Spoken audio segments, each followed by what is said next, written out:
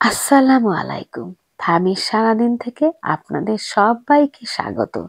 আশা রাখি সবাই ভালো আছেন, সুস্থ আছেন।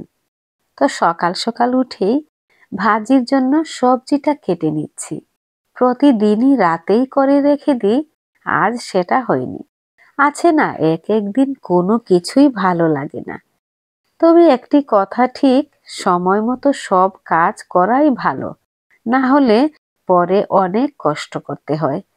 এখনো অনেক ঠান্ডা, কদিন পর পর শরীর খারাপ।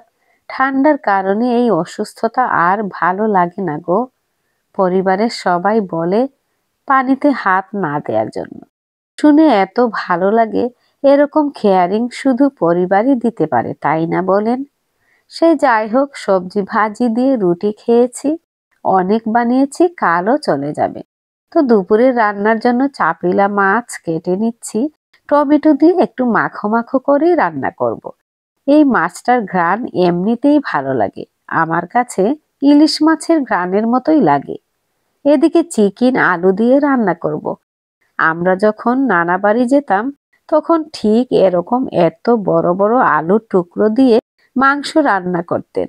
খেতে কি যে দুর্দান্ত লাগতো, আজও মনে পড়ে। সেই স্বাদ, সেই সুখ এখন আর পাওয়া যায় না। আসলে যা হারিয়ে যায় তা ফিরে পাওয়া দুষ্কর, চেষ্টা করলেও তা মিলানো যায় না।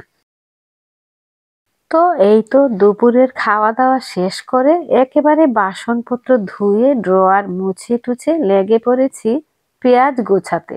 কালকে এনেছে, আজ রান্না করলাম, ভাবছি আর ব্যাগে রাখতে পারবো না, পচে যাবে। না চাইতেও করতে হচ্ছে। কদিন হয়ে গেছে ফ্লোরটাও মুছি না, তাই একটু সুন্দর করে মুছে তারপর রেস্ট নেব। এরপর বিকেলে উঠে চাটা খাবো। সকালবেলা কাজ করে দুপুরের পরে আর বিকেলের আগ মুহূর্তটায় একটু রেস্ট না নিলে শরীরটা মেজমেজ করে। সব দিন না, মাঝে সাঝে এরকম হয়। অনেক দিন আছে দুপুরে খেয়েই বিকেলে শপিং থাকে, তো এভাবেই চলতে হয়।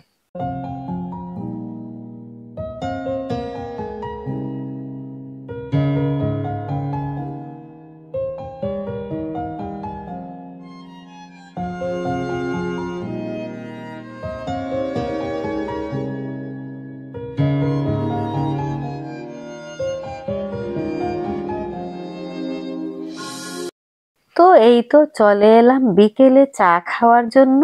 প্রায় অনেক দিন হয়ে গেল চাটা শেয়ার করিনি। আজ একটু সাজুগুজু করেই চা পরিবেশন করব নিজের জন্য। তো আজ এ পর্যন্তই। ভিডিওর কোনো অংশ যদি এতটুকু ভালো লেগে থাকে, প্লিজ লাইক, শেয়ার এবং সাবস্ক্রাইব করবেন। আপনারা সবাই ভালো থাকবেন, নিরাপদে থাকবেন সারাক্ষণ, সারা জীবন। আল্লাহ হাফেজ।